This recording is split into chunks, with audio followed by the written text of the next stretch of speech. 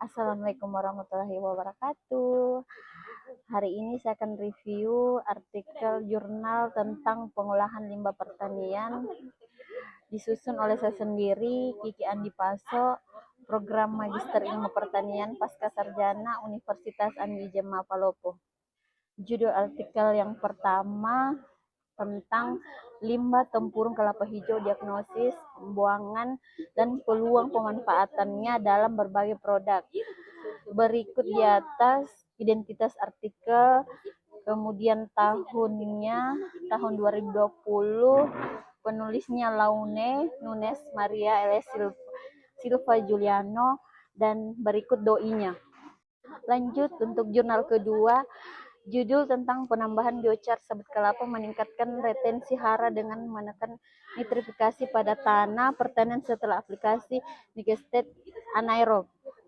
Berikut identitas artikel. Penulis Jidava Laimar. Berikut tahunnya, tahun 2021, dan doinya ada di atas. Jurnal ketiga itu terindikasi Sinta 1 tentang strategi pemanfaatan limbah pertanian untuk peningkatan nilai ekonomi dan lingkungan di Kabupaten Cilacap. Berikut identitas artikel. Penulis Ahmad Mahfuri, tahun 2023, Jurnal Inovasi Daerah, doinya ada di atas. Metode tujuan penelitian menganalisis pertama itu menganalisis volume dan alokasi pembuangan limbah tempurung kelapa hijau pada 7 kota pesisir. Kedua, mengidentifikasi potensi pemanfaatan limbah menjadi produk bernilai seperti tabung, pembibitan, briket, dan kerajinan. Tiga, menilai potensi ekonomi dan lingkungan dari pengolahan limbah tersebut. Pertama, mengkaji efek terkena haks biochar terhadap proses nitrifikasi, kehilangan nutrin, dan efisiensi pupuk digestat pada tanah pertanian. Kedua, menilai potensi biochar kelapa sebagai amandemen ramah lingkungan. Berikut tujuan penulisan, menentukan strategi pemanfaatan limbah pertanian di Kabupaten Cilacap untuk meningkatkan nilai ekonomi dan keberlanjutan lingkungan. Kedua, penelitian berfokus pada perumusan strategi berbasis analisis SWOT dengan mempertimbangkan aspek sosial, ekonomi, dan lingkungan.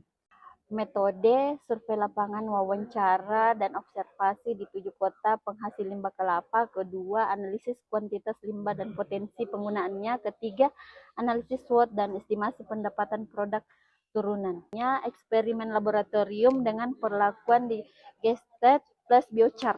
Kedua, analisis tanah, laju nitrifikasi, dan retensi unsur hara. Lanjut, metode penelitian, metode deskriptif kuantitatif dengan pendekatan analisis SWOT. Langkah pertama, pengumpulan data sekunder melalui BPS, Bapenda, DLH, dan Distertan. Kedua, identifikasi kekuatan, kelemahan, peluang, dan ancaman. Ketiga, perumusan strategi jangka pendek, menengah, dan panjang. Hasil sekitar 1,7 unit cangkang kelapa hijau dibuang setiap tahun, potensi produk hingga 34 juta tabung bibit biodegradable dan produk briket. Ketiga, pemanfaatan limbah berpotensi mengurangi emisi CH4 dan pembuangan terbuka. Hasil penelitian, CH biochar menekan nitrifikasi dan kehilangan nitrat secara signifikan. Kedua, meningkatkan retensi nitrogen dan ketersediaan hara jangka menengah.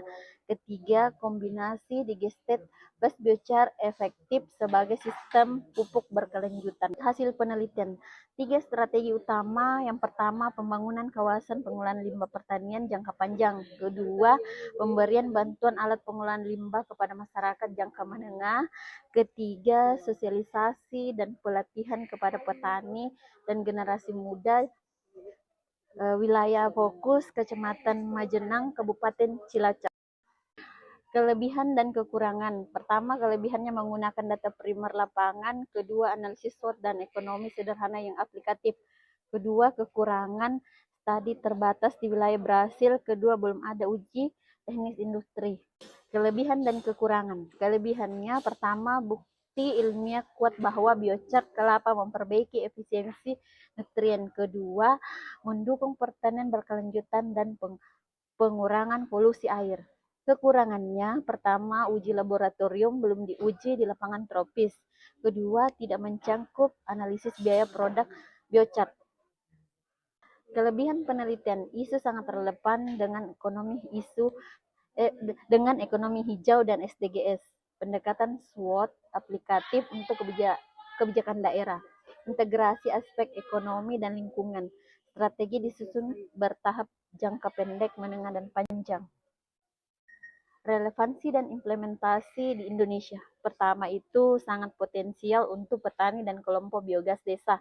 Kedua, biochar dari sabut kelapa muda dibuat dan dapat dipadukan dengan limbah digestate peternakan. Ketiga, disarankan pilot project di lahan hortikultura atau padi sawah untuk uji hasil dan efisiensi pupuk.